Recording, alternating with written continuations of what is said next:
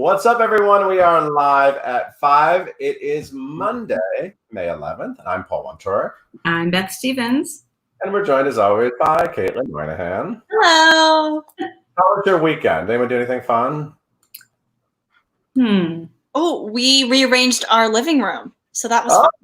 Like just totally changed the whole setup? Well, we got a new couch. We put up a gallery wall. Nice. Yeah. You know, fun fact, when I was a kid, I used to redo my bedroom like weekly. My parents never knew where. At one point, the bed was in the closet, like coming out of it. Anyway. You did anyway. all the time too. Hey, Beth. Yes. Who's here today? We have a really fancy award winner here today. Who is backstage? That's right. We have the darling of award season, Michael R. Jackson. Yes. Who created the musical A Strange Loop. Yes. AKA the living Michael Jackson. That's what his website is. All right then. That's the Beth was like, did you just say that? We'll get to him, but first we have some news.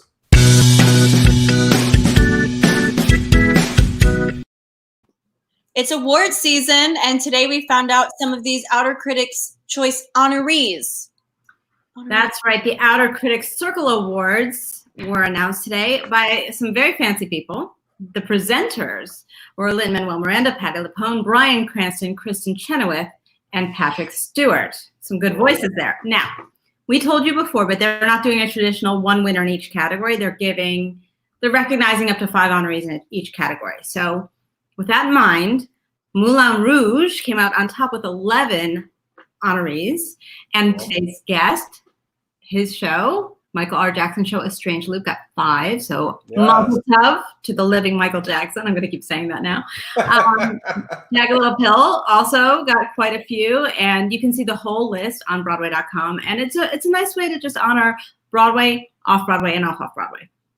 Cool. Yeah, I'm into it. Yeah, and there was a very star-studded Mother's Day on Broadway.com yesterday.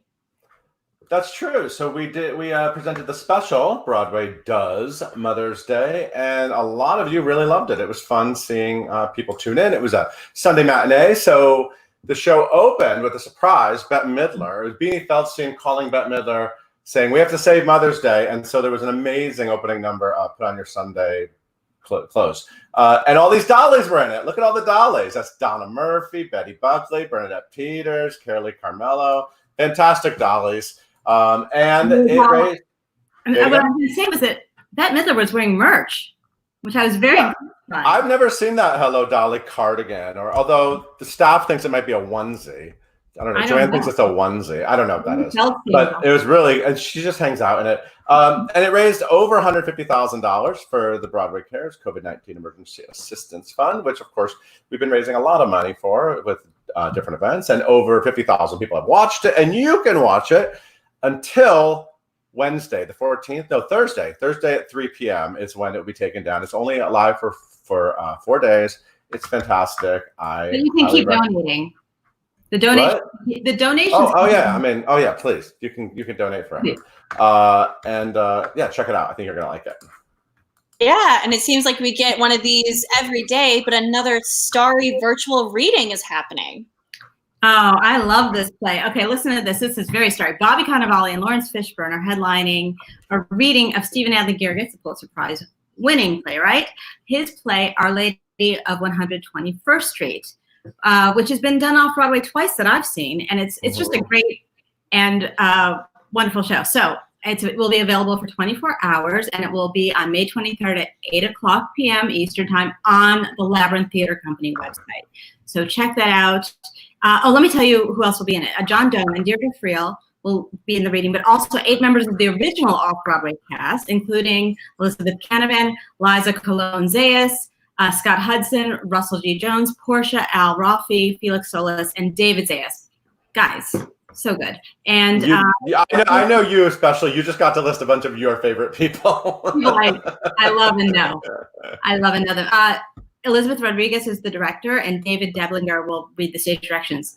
This is a really evocative play. There's a lot that goes on, and it's about a neighborhood, and you should check it out. I agree. My recommendation. Yes. And today we are honoring and remembering this late, great comedian. Oh, Beth, I love Jerry Stiller. So fantastic. Do you remember how Ann Muir and Jerry Stiller used to come to every opening on Broadway? I know, you see them all the time. And I have to tell you, the last time I saw Jerry Stiller was a few years ago at Duane Reade on 79th Street, and I had to stop him and tell him how much I love him. Jerry Stiller's the best. So their son, Ben Stiller, maybe you've heard of him, he announced the news on Twitter. Jerry Stiller was 92 years old, died of natural causes. And of course, he and Ann Mira, they started as a comedy team, Stiller and Mira. And when I was a kid, Beth, I used to watch, I think I showed this to you once, HBO Sneak Previews, it was called. Yes, and when HBO first started, every month they would come on and talk about like all the movies that would be premiering that month on HBO. But he got his start on Broadway. He made his Broadway debut in The Golden Apple in 1954. And he was in so many other Broadway shows. I'll list just some of them that maybe you know. Three Penny Opera, Measure for Measure, Taming of the Shrew, The Ritz, Passions, Hurly Burly, Three Men on a Horse, What's Wrong with This Picture, and The Three Sisters. And just Three Sisters. I don't think there's a they on that. Beth would know. No. Anyway, and he got Emmy nominations for playing the father of George Costanza on Seinfeld, and he was on King of Queens, and in a lot of movies. He was known for his TV stuff, but he was a classically trained actor. He was known for being a grouchy dad. I know. On TV shows, but he really knew what he was doing on stage. He did a lot. He was definitely a legend, and we will miss him. Yeah. But wow, this news just is going to fill your heart up with so much love and happiness and so much goodness.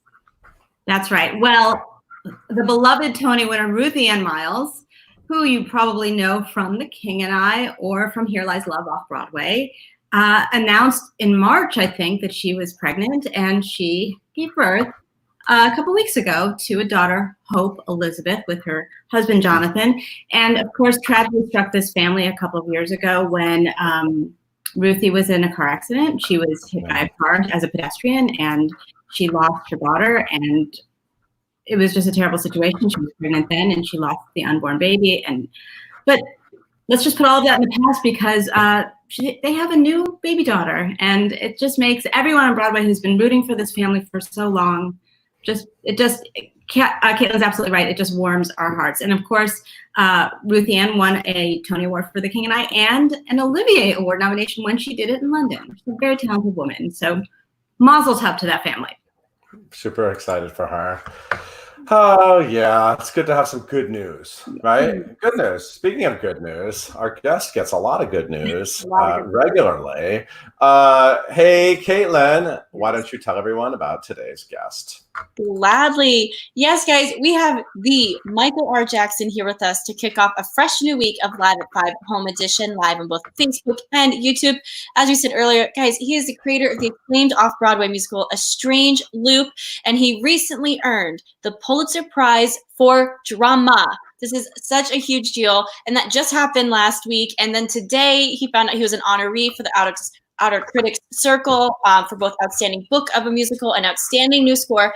If I read all of the awards that he's won in the past few weeks, we'd be here forever. So instead, leave all of your questions in the comments below. Follow him on social at TheLivingMJ. And please welcome Michael and Paul. Yes, award winner. Yeah. How are you? I'm good. How are you? I'm doing great. I'm really excited you're here. You know, we booked a really fancy person, a Pulitzer Prize. Pulitzer Prize. That's like, do you feel super like that's high end? That's a high end award. It's definitely was not on my vision board. that much is true. It must be crazy. A Strange Loop obviously was off Broadway last year, Playwrights Horizons. You had an amazing run and really got the entire town buzzing.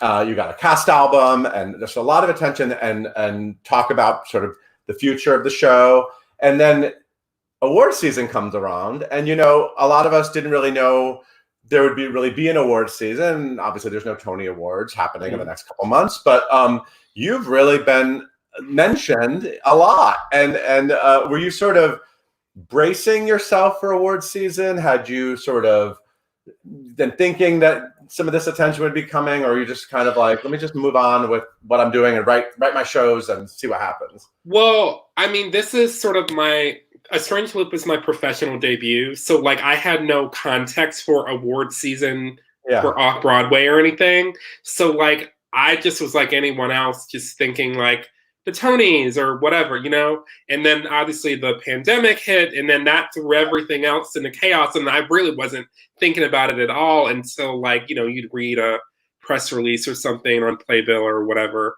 about how they were dealing with the different awards. And then even with that, I was just kind of like, I just didn't know what it was going to even look like. And so when they did the Drama Critics Circle, I was like, oh, that's kind of nice. Like they did a whole little thing. Yeah. So then it was like on my radar, but I still wasn't, I had no expectations about anything. Yeah. The Pulitzer Prize, Drama Critics Circle Award, as you said, which is also very fancy. Mm-hmm. The Hull Warner Award, which I believe is another fancy prize for writers. 7 Lortel nominations for the show, 6 Dramatist nominations, 5 Outer Critics nominations. I mean, there's a lot of numbers.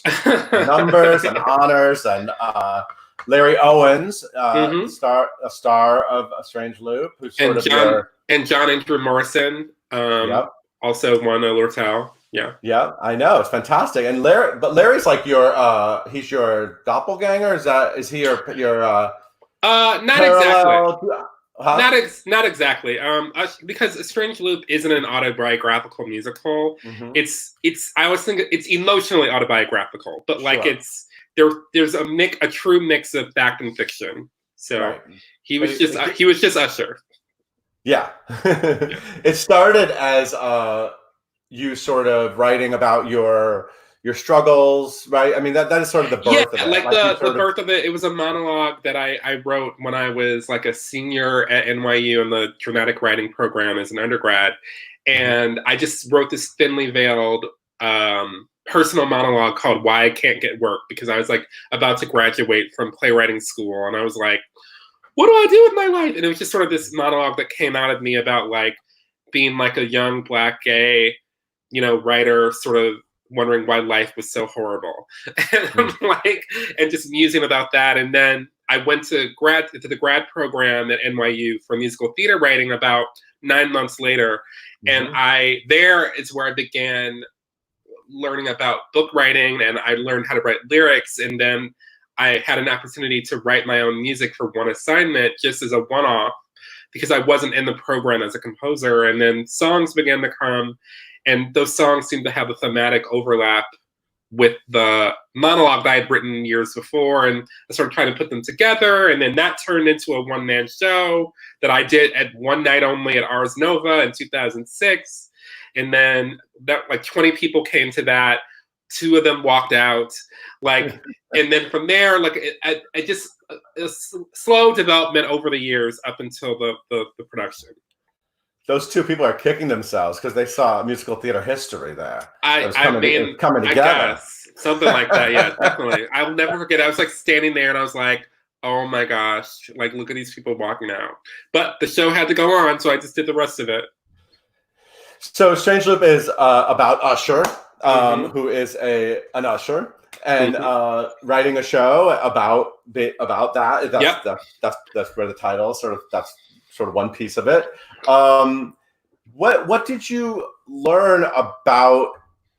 It must be amazing to write something that maybe feels so, like you said, emotionally personal, and maybe so beyond what the stories you're seeing in mainstream Broadway, and then to achieve such success, you know what I mean? Like what is the lesson of all of this? And were you that's a long journey also, since what you're talking about. That was from 2001 to 2019. Which is amazing. So congratulations. How did it feel when you were finally premiering it at Playwrights Horizons, and to do something so personal, and to be telling a Black queer story, and to be sort of all these voices that people really want to hear, but maybe you don't see them that much in commercial theater. And now you have all these people who I know want to present this show. I mean, now everybody wants to sort of bring the show back. So what did you learn from all that? I mean, I guess the key lesson is like be true to your school, you know? Yeah. Because like I honestly, when I first began writing the monologue, it was just something for me. And then when I started doing this sort of one-man show version, it was like for me, but also let's just see what happens when I put this material up in front of an audience. And then when it sort of began to transition into the musical, the discrete musical that it was like, and because at that point there was a reading that I did in development with the Playwrights Realm when they first were starting, and like that version was like the main character was Black and queer, but the casting I wasn't even calling them thoughts at that point. It was like I casted across race and gender. Like there was a reading I did at the Lark where like Aaron Markey played like one of the thought would later become one of the thoughts. Like, and then it wasn't until Stephen Brackett read the script when I wanted to do a reading combining the music where he said, "What if we cast this with all Black and queer people?" And then I was like, and that opened up like so many possibilities, and I just started writing toward that, and then that became like its own little thing. And again, and at that point, we knew we had something, and then we went to the Musical Theater Factory, and we did a reading, and then we knew we had something, but again, we thought no one's going to do it. So it was just, again, just something for us. So like the more we kept doubling down on the fact that it was just like for us to do it and for us to try and see, and maybe someone would do it and maybe they wouldn't, but like probably they wouldn't. It was like then suddenly when we got to playwrights, it's like the industry had caught up to us. Because for years and years as just a composer and lyricist, I used to always put concerts up at like the Laurie Beachman or like at Joe's Pub or wherever, and like I was like building my brand as it were, and like just sort of and sharpening my skill set as a composer lyricist. Like I had so many troubles with like people not wanting to sing my material because it was like too this or too that or too Black or too queer or too edgy, or why did I say that thing about that person in the industry that'll buy my song. And it was just a much more conservative time. And like, and I was ushering at the Lion King, and so I was seeing like Broadway up close. And then I did a brief like challenging summer flyering for Rock of Ages. So I was literally on that triangle in the hot summer, like with the Chicago girls and everyone, like trying to get like tourists to come see these shows. And I just thought, meanwhile, I'm at home on again, off again, writing this crazy musical. And I was like, there's no way that these people are ever going to come and see this. So like for it to then get to playwrights, with Page 73 helping us produce it, like that people embraced it so warmly, felt was such a validation of my and my team's sort of decision to double down on what we were doing and to like stick to your guns and like to just tell your story and make sure that you're, you know, being as clear as possible in that storytelling. So that's what that's my takeaway. Did you get to have a lot of amazing people come to see it playwrights that like blew your mind? I have to tell you that David Yazbek. Oh yeah, he was very kind to us. He was in our office. Like you were only a few days into previews, and he pulled me aside and he said, "I don't ever tell people this, but you need to go to Playwrights Horizons and see A Strange Loop." Like he was so like this, and he was right. I mean, like he zeroed in on it. Did you have who are some of the like cool people that came and that you got to sort of, you're a peer, you know what I mean? Like, yeah, it was, we had some really cool people come this summer. I mean, and I want to say that like, there were like the celebrity people who are people like Dana Delaney came twice.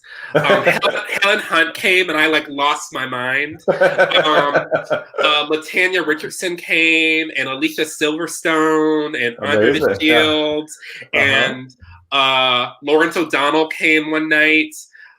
Just so, I mean, so more people than I can possibly name. But then there were people like just in my life. This girl that I hadn't seen since high school got on a bus with her daughter and came and saw the show. Like my teacher, Deborah Thompson, who put me on the road to thinking that I could pursue writing as a career. She came to Detroit, came from Detroit to see this, and I hadn't seen her for probably 18 or 20 years. Oh, wow. So it was like, for me, it was like the real, cool, starry people, and then just like the people, like people in your life, like just so many people from like areas of my life who I hadn't forgotten about, like showed up, and I was like, like it was such an embarrassment. It was like an embarrassment of riches. Your actual dream, you grew up in Detroit, as you mentioned. Mm-hmm. Your actual dream was to like be a soap opera writer. That was the dream. That's why I moved to New York. I thought like I would become the head writer of One Life to Live. Right. That was like what I was aiming for. You were aiming for a daytime Emmy, not a Pulitzer Prize. That's right. What else are you? You're right. You write a lot. You're writing a lot of shows, right? I mean, what are you writing right now? What do you really like? What's in your head? So I have a couple of commissions, but the other I'm working on my next show, which is called White Girl in Danger. Yeah, that sounds really into this one. That is drawn sort of from my love of soap operas and Lifetime original television for women from the 90s. Like, it's about it's set in the world of like a Lifetime original movie kind of universe. Or a soap opera universe more broadly, in a town called All White. And in All White, they're the all white characters who have these like dramatic, crazy lives and storylines that sort of guide them. And then there are characters known as the Blackground. And the Blackground are just the black characters who are there to be extras and day players in their lives. And then one of these day players is a girl named Keisha who decides that she has what it takes to be the protagonist of her own all-white story. And so he sort of begs the writer of the universe to like make her be a protagonist. And so he gives her that opportunity, and she ends up having to sort of take on the storylines of her three main rivals, Negan, Megan, and Megan. Who have sort of the white girl problems of the day. And like when she sort of takes those on, sort of chaos ensues as this black girl or Blackground girl is in the middle of like all this all white drama. I love it. I want to live in your head. I mean, you're so creative. I love that. That just sounds so clever. I hope it's fun. I hope it's funny and thought provoking, because that's I like for things to be both sort of really pleasurable, but also like it makes you think. Put your vegetables in there a little bit. What's your deadline for that? Well, I'm developing it with the Vineyard Theater. So we sort of had done a couple developmental workshops, and it just sort of depends on what happens with the world. Right. Right. And speaking of, was it the Woolly Mammoth that's supposed to do Strange Loop? Right. Yeah, this fall. Okay, so we're kind of waiting to see what happens with that. We'll do you have, are there things that you want to work on since the Off-Broadway, or? Yeah, they're nothing like earth-shatteringly major. There were just like a couple, like just having seen the show, I watched it quite a lot during previews, and then I watched it after previews to sort of really absorb audience reactions. And like, there were just a couple of things that I just never quite got to fine-tune. And so I would work on those things, but they're nothing like major. Only probably like, major super fans would notice. So what is the moment like when you win the Pulitzer? I mean, you get a phone call, a text? How does that go down? So I was on the phone with my friend Brandon Jacobs Jenkins, talking about something unrelated. And which was at Real Housewives of Atlanta, which he doesn't watch it, but I do, and he was asking me, he was trying to understand why I watched Real Housewives of Atlanta, and I was trying to explain to him what the appeal of these shows were, and he, unbeknownst to me, was watching the announcement of the Pulitzer, and so he was the one to tell me. That's amazing. So you shifted from Real Housewives of Atlanta to that. That's right. And that's your work, and that says everything about your life, doesn't it? Pretty much. Like my life is so like I think I told somebody else that I feel like Sam Beckett from Quantum Leap. Like I'm just constantly bouncing from like one dimension to the other, and because it's just like 1 minute it's like horrible news. With the pandemic, and then the next minute it's like, you want a Pulitzer Prize, and it's just like there's no middle to it. It's just full speed ahead and back. I love that so much. And by the way, your website is great, thelivingmichaeljackson.com, and your fake bio is everything. I love it yeah, so it's much. so funny. I was actually thinking that I maybe need to update my fake bio now that I like am actually like nominated for some of these things or whatever. It's really crazy. I forget what the Real Housewives was in your fake bio. It was like Shut Up Phaedra. I think that was the name of my show. Shut Up, Phaedra. No, but then you had a franchise that you were like sending them. The Real Housewives go to war-torn Congo or something. Yeah, something like that. Yeah. Something like that. Good. I would watch. Me too. All right, let's pop Caitlin back in and find out what the fans are asking. I just want to watch this forever. This is great. Okay, so the first question is, a lot of people want to know, Michael, are you allowing yourself to celebrate and like acknowledge all of these awesome awards you're winning, and how are you celebrating those? So when I found out I got the Pulitzer, like my phone just like exploded. Sure. And I like had to call a couple of people, and then I was like, I can't go anywhere to celebrate. So the only thing I did was I put my mask on and I went for a walk. And I listened to Luther Vandross and Shaka Khan. That was my celebration. I love that. You're in Manhattan. You're in the Heights. Yeah. I actually live right down the street from Lin-Manuel, like 2 minutes away. It's a fancy street. Yeah. And then I came home, and I think I had some wine lying around, and I like had some wine. Like that was my celebration. And I talked to people, and my Strange Loop team organized a little Zoom toast. And that was really fun, and it was like it was just very heartening. It was a beautiful moment for all of us. You're on a list with like Sondheim, Jonathan Larson, and Miranda. A chorus line, which is like in my top 5 favorite musicals of all time. Can I just tell you a brief story about a chorus line, about how much I love it? Okay, so I had always, when I was a little kid, like I had always heard of a chorus line, but I had never seen it. I feel like when I was a little kid, there was a commercial for like popcorn where they said one singular sensation with like popcorn popping. Okay. But that was like the extent of my what I knew about it.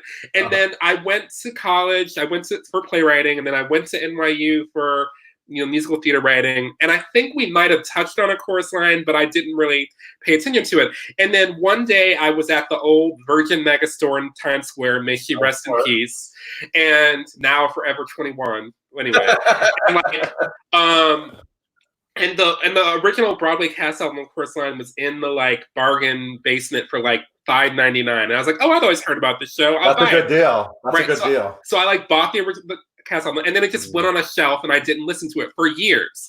And then one day I was temping at this horrible insurance company doing data entry, like in 2000. It was whatever year that last revival was happening. Was that 2009? Do you remember?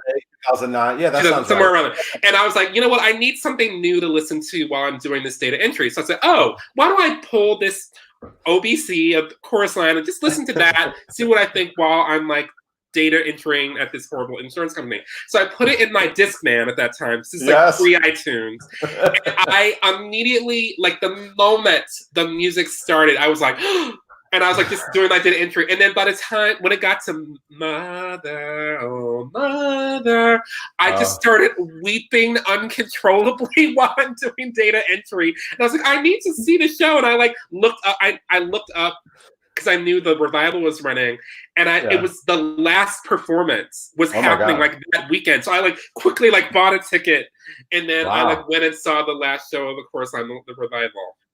Amazing! I love it so much. So like to be in that category with like Marvin Hamlish and Ed Cledan, like that it blows my mind. I mean, obviously Hamilton and Sondheim, the other people too, Sondheim and BIC, like South Pacific, like all that stuff. I mean, Chef's Kiss. It's a great list of musicals. Yes, Chef's Kiss. I love that. Say that all the time. Okay, thank you. Okay, so Jacob on Facebook wants to know about your conversation with Tyler Perry. Oh wait, what? There was one. So you have a whole. There's a whole song in your show. So Tyler Perry texted and called me today. Today? Yes. Earlier today, to congratulate me on the Pulitzer and to also tell me that he was going to beat my ass. Which I guess is appropriate. That is amazing. I told him that I give as good as I get, and I'm ready to put Vaseline on my face at any moment. But it was a good, respectful conversation. He seemed genuinely happy for me. And I said, we can have a longer conversation face to face at some later date. Well, that really highlights something, because it's crazy when you're, coming up and you're writing and you're writing what you had a lot of really interesting things to say about Tyler Perry and his voice and then, but you kind of say it thinking like, well, he's never going to call me and text me. Like, that moment's not going to happen. And then now. Well, so the question during the run always was like, is he going to come to the show? Right. And he told me he almost bought a ticket because he hadn't heard any of it. He just heard about it. So he texted me after we spoke, he texted me that he had bought the cast album. He did not say what he thought of it. And he doesnit's have to. He could love it. He could hate it. That's none of my business. But it was nice to know that cause it's funny because that's one check mark checked off. Liz Fair and I had made contacts. She was also a reference point in the show, and Scott Rudin and I have made contact. So sort of those three reference points have all been checked. I love it so much. I'm so excited for you. It's just it just gives everyone inspiration and hope, and it just it's such a great message for young writers and for people in the community who maybe don't know that if they're going to have the opportunity to really have their voice out there. And it's fantastic. Just be yourself and take a risk. Absolutely. I'm going to bring back in Beth and Caitlin. Thank you so much for joining us. Good luck with the rest of award season. Thank you guys so much for having me. Of course, we can't wait to see Strange Loop again back on stage. So, and I'm excited to meet all those white girls in that other one in that land. Megan, and Megan, they're coming. Their time is coming. That is genius. Yeah. Hey, Caitlin, can you take us out? Yes. Thank you so much. Thanks again, Michael. We'll see you soon. Thank you. Thanks. Yes. Thank you guys. Oh, that's me. Thank you guys so much for tuning in today for such a fun episode of Live at 5 Home Edition. You guys can follow along where we get your podcast by searching for #Live at 5 and hitting that subscribe button. Be sure to tune in tomorrow to talk to stage and screen star Beanie Feldstein.